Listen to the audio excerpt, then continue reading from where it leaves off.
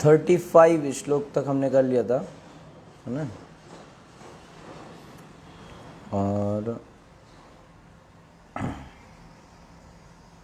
Okay,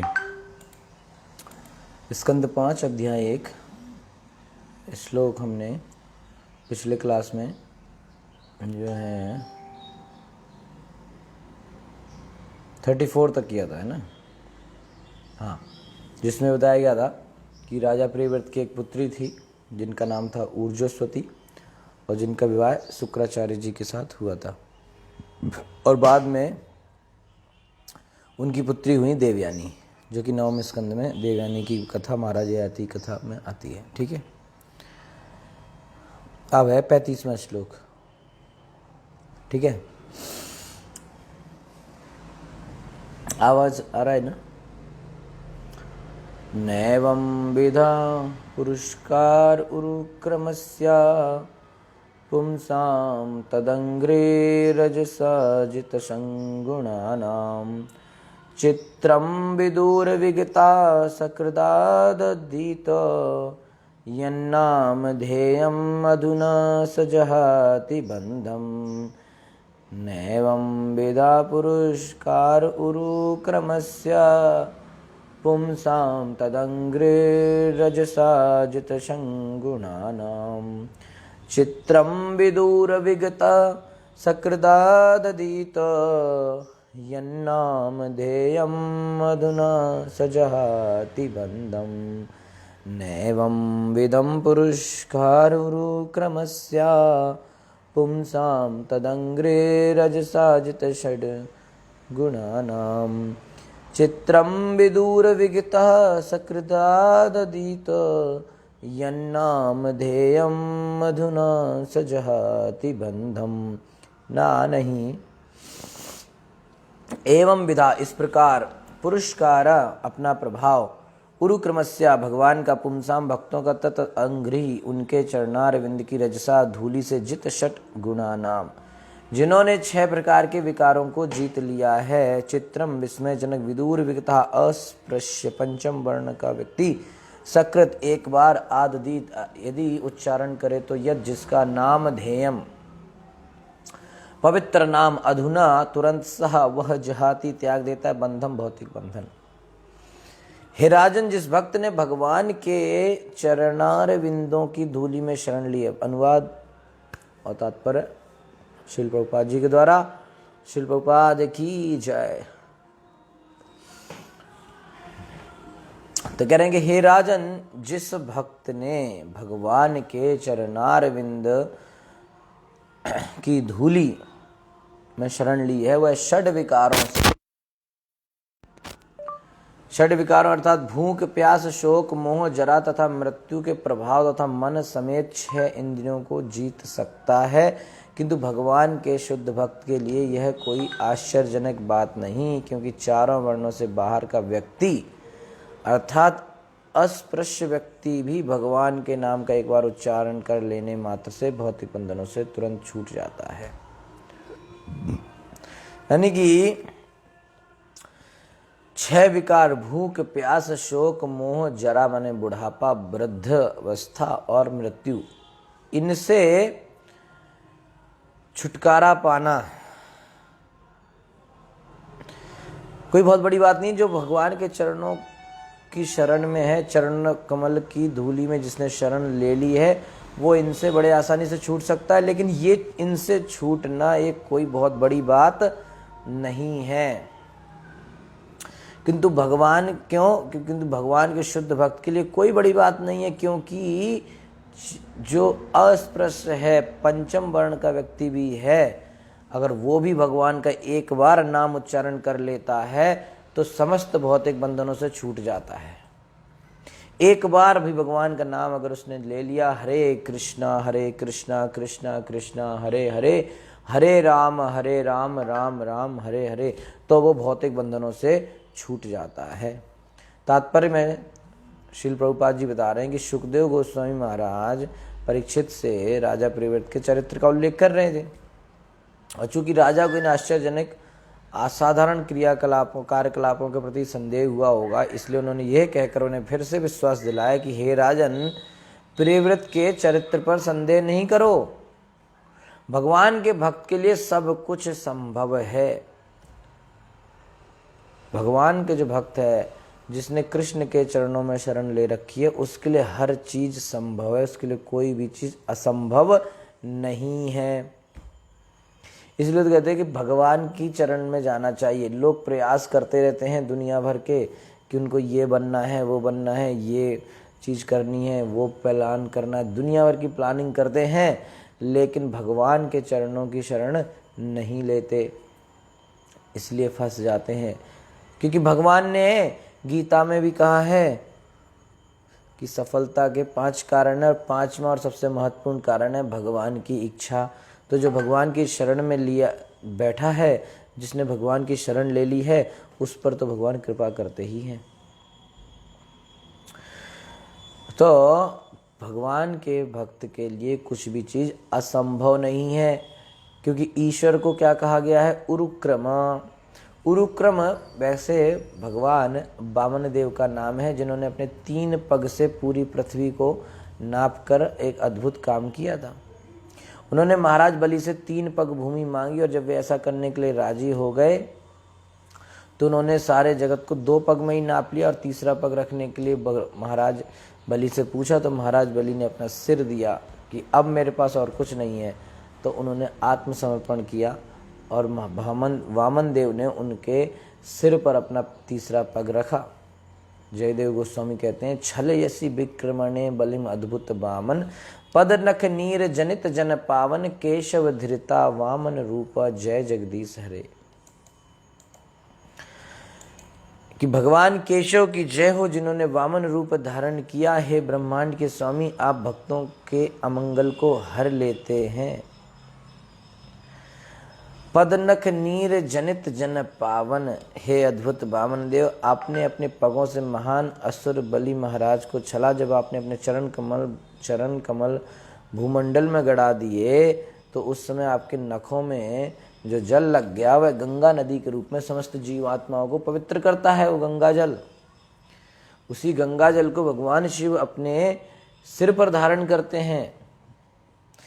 देखिए, भगवान शिव स्वयं उन कृष्ण के चरणों को, वामन देव के चरणों का जो धोवन है, उसको अपने सिर पर धारण करके आनंद से नृत्य करते हैं।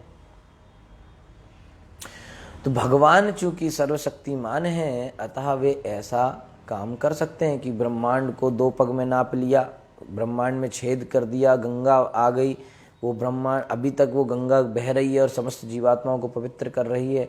ऐसा महान काम सिर्फ भगवान ही कर सकते हैं, जो सामान्य व्यक्ति को बड़ा आश्चर्यजनक अद्भुत लगता है। तो इस प्रकार से भगवान के चरणारविंद की शरण लेने वाला भक्त चरण रज के प्रभाव से एक अद्भुत काम भक्त भी कर सकता है, जो सामान्य व्यक्ति के लिए बड़ी कल्पना भी नहीं कर सकते सामान्य लोग। ऐसे महान काम एक भक्त कर सकता है। इसलिए श्री चैतन्य महाप्रभु हमको ये शिक्षा देते हैं कि हमें क्या करना चाहिए? भगवान की शरण लेना चाहिए। ऐनंद तनुज किंकरम पतितम माम विषमे भवाम्बुधौ, कृपया तव पाद पंकज स्थित धूलि सदृशम विचिंतया। ऐ नंद तनुज किंकरम, हे नंद पुत्र, हे कृष्ण, पतितम माम, ऐ नंद तनुज किंकरम, मैं आपका दास हूँ, किंकर हूँ। पतितम माम विषमे भवाम्बुधौ, पता नहीं कैसे, न जाने किस तरह में इस जन्म मृत्यु के सागर में गिर गया हूँ। कृपया तव पाद पंकज स्थित धूलि सदृशम विचिंतया, कृपया करके मुझे इस सागर से उठाकर अपने चरण कमल की धूलि, एटलीस्ट आप कम से कम अपने चरण कमल की धूल का एक कण मात्र मुझे बना लें। तो भगवान चैतन्य महाप्रभु में भगवान के चरण कमलों की धूलि के संपर्क में आने की शिक्षा देते हैं, क्योंकि तब हमें निसंदेह सभी प्रकार की सफलता प्राप्त हो जाएगी। हर तरह की सफलता हमें मिल जाएगी अगर हमें भगवान के चरण कमलों में जगह मिल गई।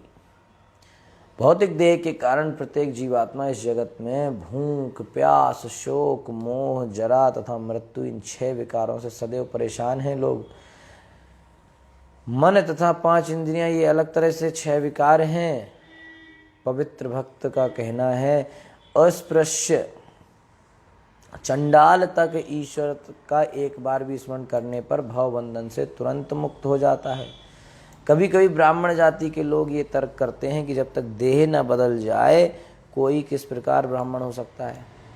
देह न बदल जाए तब तक ब्राह्मण नहीं हो सकता, यानी कि ब्राह्मण, क्योंकि यह देह पूर्व कर्मों के फलस्वरूप प्राप्त हुई है, अतः जो पूर्व जन्म में ब्राह्मण का आचरण कर चुका है वही ब्राह्मण परिवार में देह धारण कर सकता है। तो लोगों कहता है कि जो ब्राह्मण परिवार में जन्म लिया वही ब्राह्मण हो सकता है, लेकिन उनका अभिमत है कि बिना ब्राह्मण देह के किसी को ब्राह्मण नहीं स्वीकार किया जा सकता। किंतु यहाँ पर कहा गया है कि विदूर विगता जो पंचम अस्पृश्य जाति का चंडाल होता है भगवान का एक बार भी पवित्र नाम लेने पर मुक्त हो जाता है। यानी कि बिल्कुल 5वें वर्ण का व्यक्ति भी, चंडाल भी अगर भगवान के नाम का जप कर रहा है तो वो शुद्ध हो जाएगा।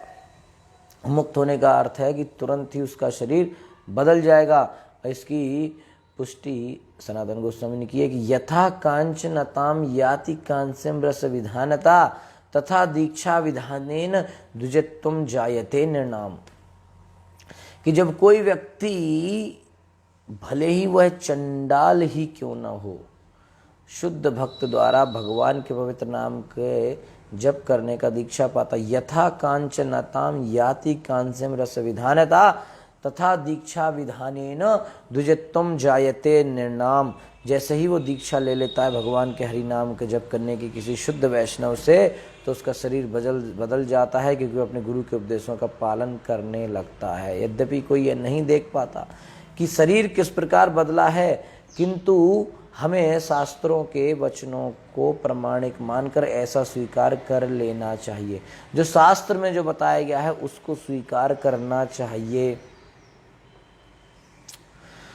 तो ऐसा बिना तर्क किए समझना चाहिए। शास्त्र में जो लिखा है उसको बिना तर्क के मानना चाहिए। इस श्लोक में ये बहुत सिंपल, साधारण, स्पष्ट कथन है, सजहाति बंधम, यानी कि वह अपने भौतिक बंधन त्याग देता है। ये देह मनुष्य के कर्म के अनुसार भौतिक बंधन का प्रतीक है। यद्यपि हमें कभी कभी स्थूल देह बदलती हुई नहीं दिखती, किंतु परमेश्वर के नाम जप से सूक्ष्म शरीर तुरंत बदल जाता है। इसलिए जीवात्मा तुरंत भौतिक बंधन से मुक्त हो जाता है और अंततः स्थूल देह में होने वाले परिवर्तन सूक्ष्म देह द्वारा ही संचालित होते हैं। तो इस स्थूल शरीर, सूक्ष्म देह क्या है? मन बुद्धि अहंकार का स्थूल शरीर, क्षिति जल पावक गगन समीरा, है ना। तो इस स्थूल शरीर के विनष्ट हो जाने पर सूक्ष्म शरीर, मन बुद्धि अहंकार वाला सूक्ष्म शरीर जीवात्मा को एक दूसरे स्थल, दूसरे देह में ले जाती है। तो जो एक शरीर से दूसरे शरीर में आत्मा जाती है, सूक्ष्म शरीर उसको लेके जाता है। तो सूक्ष्म शरीर में मन प्रधान होता है। अतः यदि किसी का मन ईश्वर के चरण कमलों में अथवा कामों के स्मरण में सदा आसक्त रहता है, भगवान की सेवा में मन लगा रहता है, भगवान का नाम जप श्रवण कीर्तन में मन लगा रहता है, तो ये समझना चाहिए कि उसने अपने वर्तमान देह को पहले ही बदल दिया है और वह पवित्र हो चुका है। अतः यह अकाट्य है कि प्रामाणिक दीक्षा के द्वारा चंडाल भी ब्राह्मण बन सकता है। अगर उसको प्रामाणिक गुरु से दीक्षा मिल गई है तो चंडाल भी भक्त बन सकता है। ठीक है। 36वां श्लोक।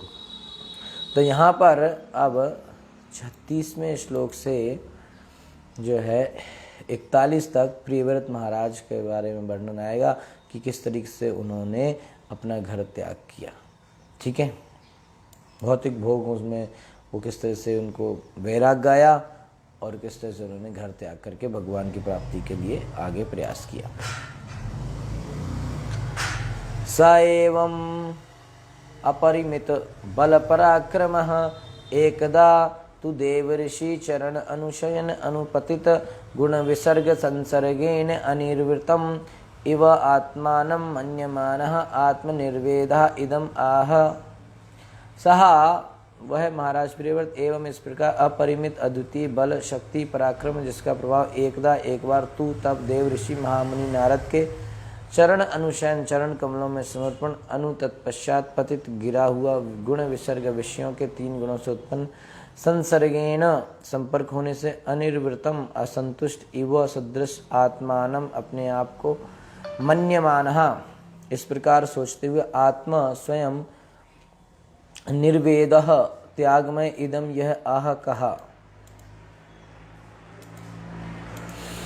तो इस प्रकार अपने पूर्ण पराक्रम तथा प्रभाव से भौतिक ऐश्वर्य का भोग करते हुए महाराज प्रियव्रत एक बार यह सोचने लगे कि यद्यपि मैं महामुनि नारद के समक्ष आत्मसमर्पण कर चुका था और वास्तव में कृष्ण भावनामृत के मार्ग पर था, किंतु मैं अब ना जाने क्यों फिर से भौतिक कामों के बंधन में फंस गया हूं। इस प्रकार उनका मन अशांत हो उठा। वे विरक्त होकर बोलने लगे। उनको एकदम से अचानक से ऐसे लगा कि कहाँ मैं नारद जी के आश्रम में विरक्त होकर बढ़िया भजन कीर्तन करता था और कहाँ मैं यहाँ फंसा हुआ हूँ, इन भौतिक बंधनों में, भोगों में फंसा हुआ हूँ, भौतिक कामों में फंसा हुआ हूँ।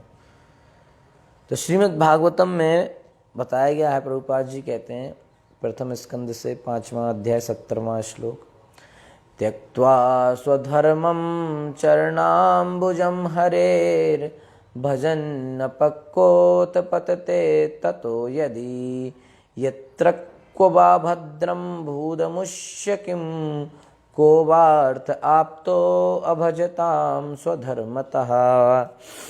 जिसने ईश्वर की सेवा करने के लिए अपना भौतिक कर्म छोड़ दिया है, त्यक्त्वा स्वधर्मम चरणाम्बुजम हरेर भजन पक्वत पतते, तो यदि, जिसने, बहुत इंपॉर्टेंट श्लोक है, प्रभुपाद जी यहाँ पर कोट कर रहे हैं कि जिसने ईश्वर की सेवा करने के लिए अपना भौतिक कर्म छोड़ दिया है, वह अपरिपक्व अवस्था में रहने पर कभी कभी गिर सकता है। अभी ईश्वर की सेवा करने के लिए अपने भौतिक कामों को छोड़ दिया है, लेकिन अपरिपक्व है, मैच्योर नहीं हुआ है, इस वजह से, इमेच्योरिटी की वजह से कभी कभी गिर सकता है, किंतु तो भी उसके असफल होने का कोई डर नहीं रहता।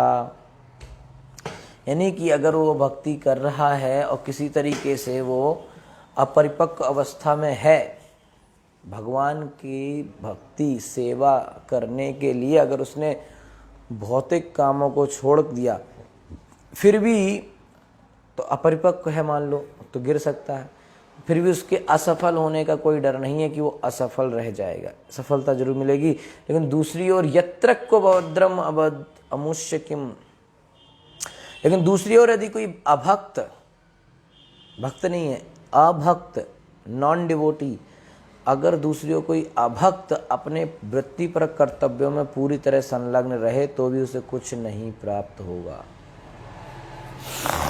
एक व्यक्ति जिसने कृष्ण की सेवा करने के लिए भौतिक कामों को छोड़ दिया है और सेवा में भी बिल्कुल परिपक्व नहीं है, पर फिर भी वो सफल हो जाएगा। भौतिक कामों को छोड़ दिया और सेवा करने के लिए भौतिक कामों को छोड़ दिया और सेवा ढंग से नहीं हो पा रही है, लेकिन फिर भी उसके असफल होने का डर नहीं है। लेकिन दूसरी ओर कोई व्यक्ति जो सब काम अच्छे से कर रहा है, भौतिक काम अपने सारे अच्छे से कर रहा है, लेकिन कृष्ण की सेवा नहीं करता, तो उसको सफल होने का सवाल ही नहीं उठता,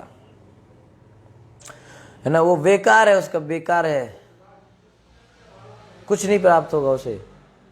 तो यदि कोई किसी भी तरह किसी महान वैष्णव की शरण में जाता है और भावनावश या बोध होने के कारण श्री कृष्ण भावनामृत स्वीकार करता है, किंतु कालांतर में अपरिपक्व बोध के कारण यदि वह नीचे गिर जाता है तो वह वास्तव में गिरा हुआ नहीं कहा जाता। क्यों? क्योंकि कृष्ण भावनामृत में लगे रहना एक प्रकार से स्थायी संपत्ति है। वो भले बाहरी स्तर पर दिखे कि गिर गया है, लेकिन उसका कभी, जो उसने कृष्ण भक्ति में प्राप्त किया है, वो कभी भी नष्ट नहीं होगा, स्थायी है। इसलिए भक्ति पर इन्वेस्टमेंट करना चाहिए, क्योंकि भक्ति में जो चीज़ हम प्राप्त कर लेंगे वो कभी भी खत्म नहीं होगी। एक व्यक्ति अपना घर बनाएगा बड़ा सा, और अगले जन्म में वो ये नहीं कह सकता कि मेरा घर है मुझे दो।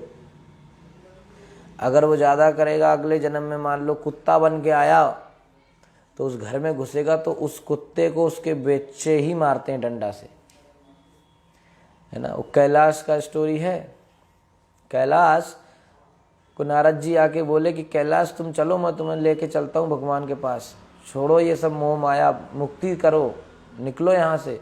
तो कैलाश बोला नहीं नहीं, अभी तो मेरे बच्चे छोटे छोटे हैं, इनका सब शादी वादी कराना है, पढ़ाई लिखाई कराना है, तो जिम्मेदारी है, कैसे चला जाऊं। तो नारद जी बोले ठीक है कैलाश, तुम थोड़ा और देख लो। तो बच्चों की शादी वादी हो गई।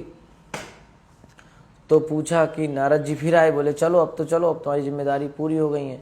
बोला नहीं नहीं, अभी ये बच्चे मेरे समझदार नहीं है, शादी तो हो गई लेकिन ये बिजनेस नहीं संभाल पा रहे हैं, मेरा बिजनेस सब डूब जाएगा, तो इनको थोड़ा बिजनेस सिखा दूं। तो बिजनेस सिखाया। बोले अभी ये, फिर नारद जी आए, बोले अब चलो। बोला अरे अब तो मेरे नाती वाती हो गए, छोटे छोटे से हैं, कितना अच्छा बोलते हैं, इनके साथ थोड़ा खेलने दो मेरे को, यही तो है जीवन में, नाती पोतों के साथ खेलो। तो नारद जी बोले यार अभी तुम हर बार एक नया नया चीज़ निकाल रहे हो, चलो खेल लो।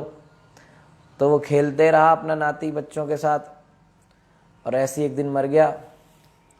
तो जब मर गया, अब नारद जी कुछ समय बाद आए तो बोले कैलाश कैलाश, तो कैलाश वहां दिख नहीं रहा था। तो नारद जी बोले पता नहीं कहाँ गया, चलो। महाराज नारद जी वापस जाने लगे। तो जब नारद जी वापस जा रहे थे तो एक कुत्ता आया गेट पे और भौंक रहा था। तो नारद जी बोले अरे हटो यहाँ से। तो बोला अरे मैं कैलाश हूँ। नारद जी की कृपा से उसको याद था कि मैं पिछले जन्म में इसी घर में रहता था, और उस घर से बंधन, उन लोगों से जुड़ाव के कारण उसी घर के पास का कुत्ता बन गया और उसी घर के आसपास घूमता रहता था। क्यों? उसका लगाव था इस घर से कि मेरा घर में कोई ना घुस जाए, तो कुत्ता बन के रक्षा करता था। तो नारद जी बोले यार कैलाश तुम समझो जरा है कि कहाँ से कहाँ आ गए, मनुष्य से तुम अब कुत्ते बन गए हो, अब तो समझ जाओ, अब चलो मेरे साथ। अभी भी तो कुत्ता बना था, लेकिन कहता है कि मेरे बच्चे सब समझदार नहीं है, घर खुला छोड़ देते हैं, ताला नहीं लगाते, मैं यहाँ खड़ा रहता हूँ कि कोई घुस ना जाए, तो रक्षा करनी पड़ती है, जिम्मेदारी है मेरे ऊपर। अभी जिम्मेदारी छोड़ के कैसे चला जाऊं? भक्ति बाद में करूंगा, अभी पहले समाज की जिम्मेदारियां हैं मेरे ऊपर। कुत्ता बन गया। लेकिन नारद जी बोले चल भाई तू कर ले। तो कुत्ता बना बना रक्षा करता था। कुछ समय बाद फिर नारद जी आए तो कुत्ता भी नहीं मिला वहां। तो नारद जी ने आसपास देखा कि शायद और कोई कीड़ा वीड़ा बन गया हो, कहीं नहीं मिला कैलाश। तो नारद जी निराश होकर चले गए कि भाई इसका कुछ नहीं हो पाया, क्योंकि नारद जी सबका उद्धार कर देते हैं लेकिन इसका कुछ नहीं हो पाया। तो जा रहे थे अपना गांव से बाहर की तरफ, तो खेतों से, जब गांव के बाहर जाओ तो खेत मिलते हैं, तो खेतों से निकले तो एक सांप दिखा उनको। तो जब सांप दिखा तो नारद जी ने उसको हटाया, तो वो हिस हिस करने लगा। तो उसको नारद जी की कृपा थी तो बोला कि मैं कैलाश हूं। तो कुत्ते से क्या बन गया? सांप बन गया। तो नारद जी बोले भाई अब तो समझ जाओ कि कहाँ तुम, सांप की योनि सबसे बेकार योनि होती है। तो बोले तू अब तो चल, अब तो रेंगने वाला जीव बन गया सांप, अब चल। तो बोला कि अरे ये खेत में ना, मेरा खेत है ये, और मेरे लड़के बच्चे सब ऐसे ही बर्बाद हैं, वो खेत वेत की रखवाली करते नहीं, सारी फसल लगा दी है, अब ये सब जानवर खा जाते हैं, चोर चोरी कर ले जाते हैं, तो मैं इस फसल की रक्षा करता हूँ यहाँ पे। तो सांप बन के वो रक्षा करा करता था, खेत की चारों तरफ घूमता रहता था। तो कोई उस खेत में सांप है करके कोई घुसता नहीं था, ना जानवर ना आदमी, कि भैया इस खेत में तो सांप रहता है। तो इस तरीके से उसका जुड़ाव था, लगाव, मोह था संपत्ति से, बच्चों से। तो सांप बन गया, तो वहां बना बना घूमता था। अब ये अपने मन में यही सोचता रहता था, है ना, वो घर के जब कुत्ता बना था तब घर वालों को ये थोड़ी पता कि कुत्ता हमारे पिताजी बन गए हैं। वो तो ज्यादा भौंकता था तो डंडे से ही मारते थे, है कि नहीं है? और खाना बचाया बच गया तो दिया, नहीं दिया तो दो डंडे दिए, ज्यादा भौंका तो डंडे मारते थे। लेकिन ये फिर भी मेरा बच्चा, मेरा घर, ये कुत्ता बना हुआ था, अब सांप बन गया, अब मेरा खेत। तो फिर क्या हुआ, नारद जी ने कहा भाई इसका कुछ नहीं हो सकता, सीधी उंगली से घी नहीं निकल रहा है, टेढ़ी करनी पड़ेगी। तो नारद जी ने कहा तू कैलाश ऐसा नहीं मानेगा, रुक तेरे को समझाता हूँ। तो नारद जी ने बुलाया उसके बच्चों को, कह रहे इधर आओ, तुम्हारे खेत बड़ा सांप है। तो बोले अच्छा दिखाओ दिखाओ दिखाओ। तो उसी के लड़के आए, उसी सांप के लड़के, माने जो पिछले जन्म में उसके लड़के थे, वो आए, बोले अच्छा हमारे खेत में इतना बड़ा सांप है। और दे मारा उसको डंडे से। और वो डंडे से जब मारने लगे तो वो सांप की भाषा में कहता था कि मैं तुम्हारा पिताजी हूँ, मुझे मत मारो। तो वो हिस हिस करता था। उन लोगों को लगा बड़ा खतरनाक सांप है भाई, बहुत गुस्सा दिखा रहा था और तेज मारा। तो इस तरीके से जो भौतिक लोग होते हैं, जो भौतिक संपत्ति इकट्ठा करते हैं, भौतिक उपलब्धियां, चाहे बच्चे हों, चाहे पत्नी हो, चाहे घर हो, चाहे संसार कुछ भी हो, बहुत कुछ कर लेते हैं, लेकिन वो उस पर अधिकार नहीं जता सकते। व्यर्थ है, बेकार है, मृत्यु के साथ छूट जाता है। अगला जन्म मिलेगा तो थोड़ी है, अगला जन्म मिले और आदमी जाएगा तो मेरी बाई पे डंडे पड़ेंगे, है कि नहीं। तो जैसे सांप को उनके बच्चों ने ही मार डाला, तो कोई नहीं इसमें, क्योंकि नष्ट हो जाता है, बेकार है। इसलिए भौतिक जीवन में ज्यादा कुछ इकट्ठा करना, उतना करो जितनी जरूरत है, बस जिसमें शरीर आ सके इतना करो। उनकी बात बताई जिसने कुछ कर लिया, सफल हो गया भौतिक चीजों में कुछ हद तक, लेकिन जिसने भौतिक प्रयास करे जिंदगी भर,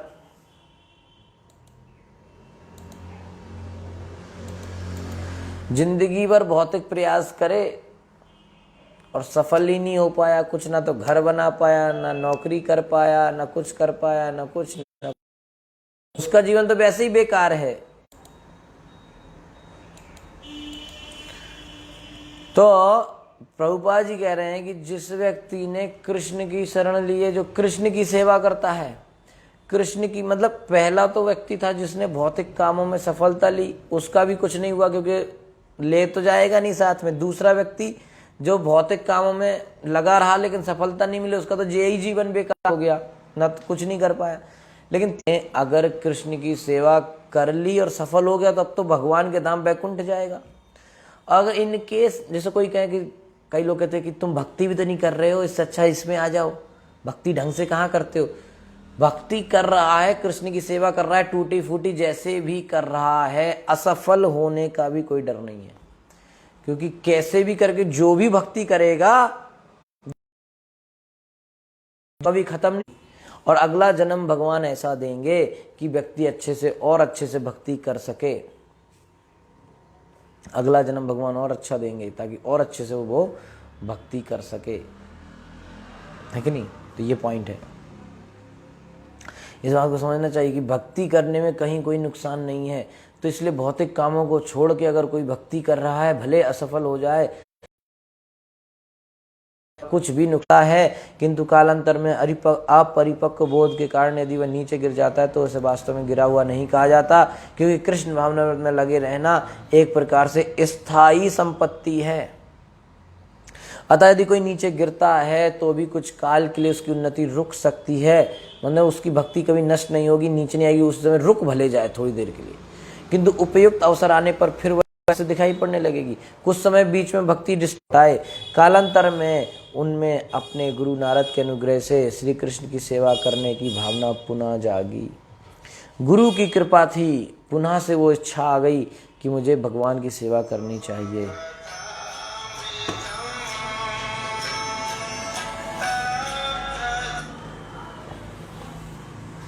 है कि नहीं। तो किसी ऐसे घर में जन्म मिलेगा जो या तो किसी ब्राह्मण का घर होगा या धनी परिवार में जन्म मिलेगा, ताकि उसे भक्ति करने का अवसर मिल सके।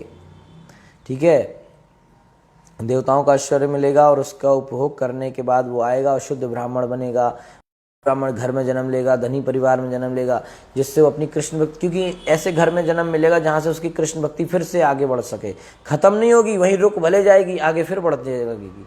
तो प्रियव्रत के जीवन में ऐसा ही हुआ। इस सत्य के वे ज्वलंत उदाहरण हैं। कालक्रम में जब वे उन्हें अपनी संपत्ति, पत्नी, राज तथा पुत्रों के भोग की कामना नहीं रह गई तो उन्होंने उस सबको त्याग देना चाहा। अतः इस श्लोक में सुखदेव गोस्वामी महाराज करने के बाद प्रवृत्ति का वर्णन करते हैं। किससे सुनकर वैराग आ गया। देवर्षि चरणानुशयन शब्दों में सूचित हो रहा है कि महाराज प्रियव्रत देवर्षि नारद की शरण में जाकर उनके निर्देश से भक्ति की समस्त क्रियाओं तथा अनुष्ठानों का कठोरता से पालन कर रहे थे। तो नारद जी की कृपा थी उनके ऊपर, तो भले वो थोड़ी देर के रुक गए, लेकिन गुरु कृपा से वो फिर से भक्ति में आगे आ गए। ठीक है, तो विद्यार्थी को ये नहीं समझना चाहिए कि वो अपने प्रयास से और बड़ी, ठीक है सब करना चाहिए, लेकिन सबसे बड़ी बात क्या है, गुरु को प्रणाम, दंडवत प्रणाम करना और उनके आदेशों को मानना। जब व्यक्ति भक्ति, गुरु जो हमें भक्ति सिखाता है उसके आदेशों को अगर नहीं मानेंगे तो हम भक्ति में आगे नहीं बढ़ेंगे। कई बार इस ऐसे मिल जाते हैं जो हमको पसंद नहीं आते हैं, तो ऐसा नहीं है कि ऐश्वर्यवान होने के कारण प्रियव्रत भौतिक प्रभाव से मुक्त थे। इस संसार